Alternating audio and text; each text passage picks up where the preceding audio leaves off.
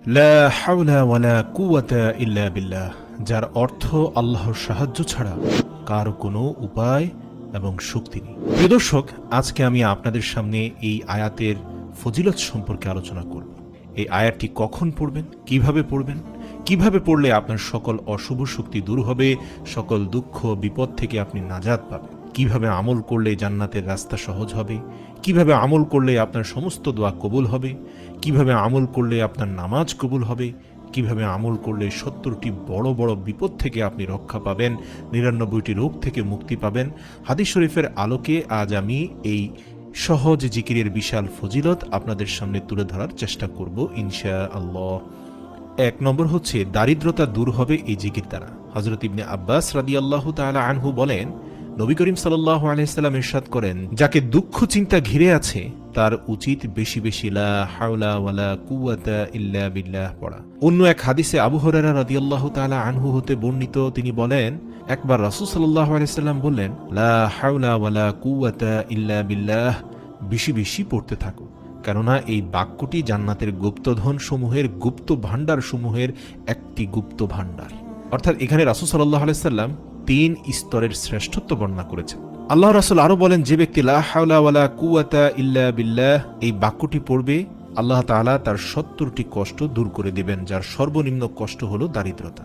অপর এক হাদিসে আছে, লা হাওলা ওয়ালা কুওয়াতা ইল্লা বিল্লাহ জান্নাতের দরজা সমূহ থেকে একটি দরজা। হাদিস শরীফে আরও আছে, লা হাওলা ওয়ালা কুওয়াতা ইল্লা বিল্লাহ পাঠ করলে প্রতিবার পাঠ করার সাথে সাথে আল্লাহ তাআলা ওই বান্দার জন্য একজন করে ফেরেশতা নাজিল করবেন, আর সেই ফেরেশতা ওই বান্দার সমস্ত রোগসমূহ দূর করে দেন আল্লাহ তাআলার হুকুমে। হুজুর সাল্লাল্লাহু আলাইহি সাল্লাম আরো ইরশাদ করেন, যে ব্যক্তি 10 বার বিসমিল্লাহি ওয়ালা হাওলা ওয়ালা কুওয়াতা ইল্লা বিল্লাহিল আলিয়্যিল আযীম পড়বে, আল্লাহ তাআলা তাকে এমন ভাবে পূত পবিত্র করে দেন যেন আজ সে মায়ের পেট থেকে জন্ম লাভ করেছে।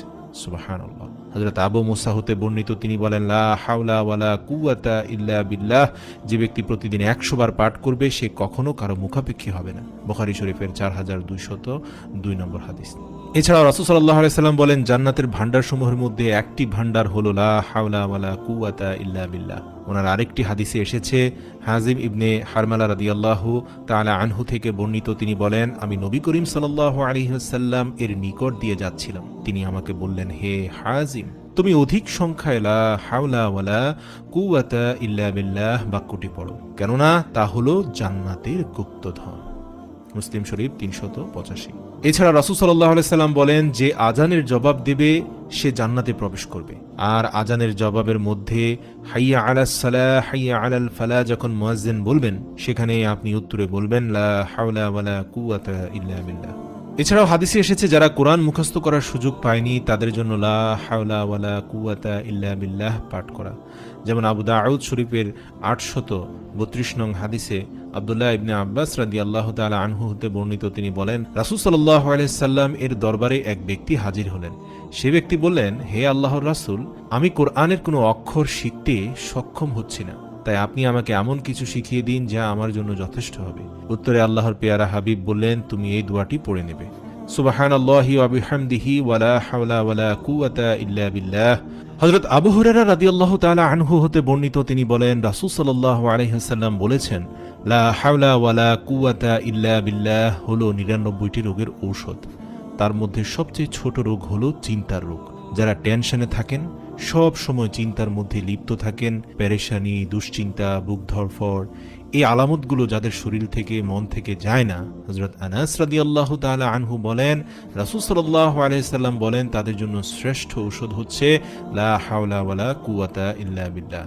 এছাড়াও আল্লাহ রাসূল বলেন, যে ব্যক্তি ঘর থেকে বের হওয়ার সময় বলে, বিসমিল্লাহি তাওয়াক্কালতু আলাল্লাহ ওয়ালা হাওলা ওয়ালা কুওয়াতা ইল্লা বিল্লাহ, এটা যখন বলে তখন একজন শয়তান যে ওর সাথে আছে তাকে আরেকজন শয়তান বলে, যে ব্যক্তিকে পথ দেখানো হয়েছে, উপকরণ দেয়া হয়েছে এবং রক্ষা করা হয়েছে, তাকে তুমি কি করতে পারবে?